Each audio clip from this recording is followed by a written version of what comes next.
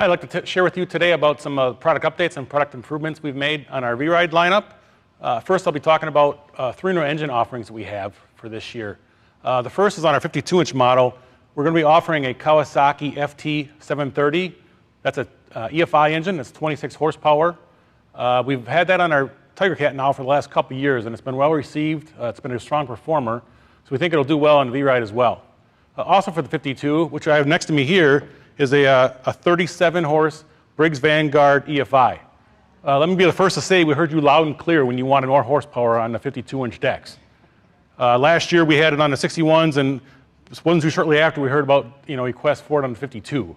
Now we've had it on test for some time, and that was due to the fact that although we had it on the 61 model, the 52's got a couple challenges to it. It's a shorter drive belt for the cutter deck, and shorter belts don't like shock loads as much as a longer belt. And so what we did to really address that was to add a Gura soft start clutch module. That works with the clutch, so when you pull the PTO up to engage your blades, it really feathers the clutch on over like a period of a second or half a second, and that really extends your belt life by really limiting the shock load to the belt system.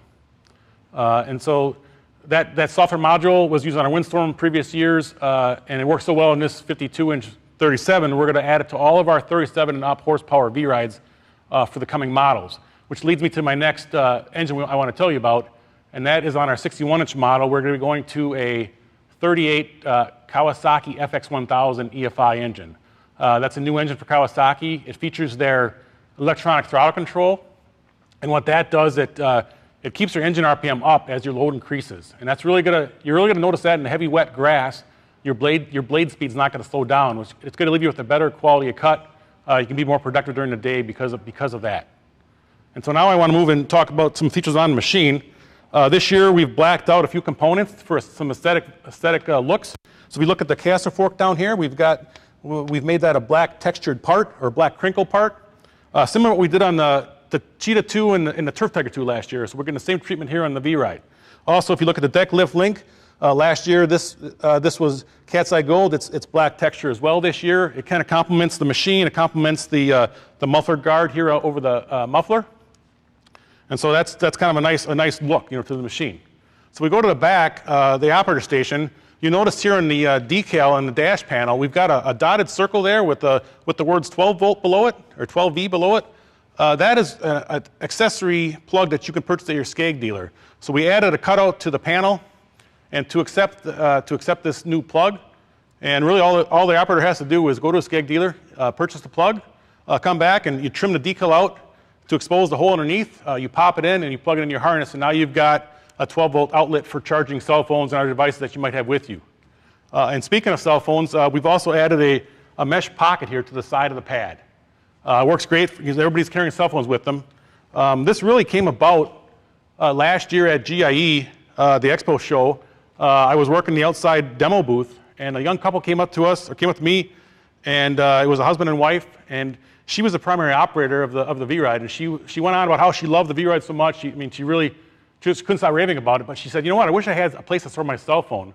And so it kind of got us thinking about it, and so we came back and worked with our pad supplier, and this is what we came up with. The whole, like I said, cell phones are really handy in there, water bottles, other things that you might need to put in there, some debris you pick off the garden or the lawn or whatever you have. So that's a nice add-on for another creature comfort. Next, I'd like to talk about some of the upgrades made to the hydraulic system on this machine. We use Parker wheel motors. They're the next size up from what we've had previously. The current models use a Parker, I believe it's a TJ series motor. So we went up to the next size up. It's the next family of motors up. It's a TG. It's the same displacement, but it's got a larger diameter to the body of the motor. It's got larger internals, and most importantly, it's got a higher pressure rating.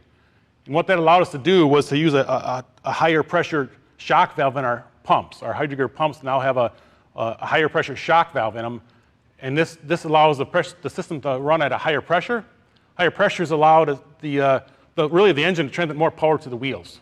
And this is going to help you when you're climbing hills, especially when you're loaded up heavy with a grass catcher accessory, full of wet bags, wet grass in your bag. So I think it'll really help there on the hillsides.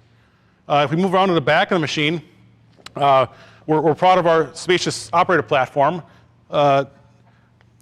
Previous models used this steel springs on either side to provide suspension for the operator, soak up the bumps. You can see here, you got a good travel there.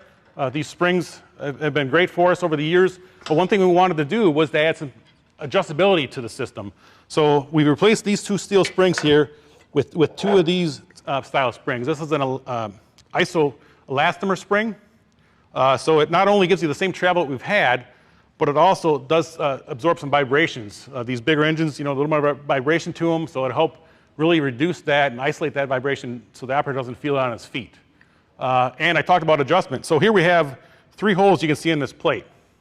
This elastomer spring mounts to one of these 3 holes depending on the operator's preference. If you use the front hole, it'll give you a softer ride. If you want a firmer ride, you just go back 1 hole or 2 holes, and the back hole will give you the firmest ride. So depending on the weight of the operator and really his preference on how stiff he wants that operator platform to feel, he's really got that control now. In addition to that, this plate can be removed from the system, and this spring can be bolted right to the chassis. And what that'll do, it'll lower the operator's platform about 1 inch, and so it gives you the operator to sit down about 1 inch lower in the machine. It changes the angle of his ankles and his feet, which allow him to kind of his knees to hit the pad just a little differently. Like I said, it's really up to the end user and what he feels most comfortable when he's running the machine. So that about does it for the VRide updates. I'll pass it on to, I think it's Jake.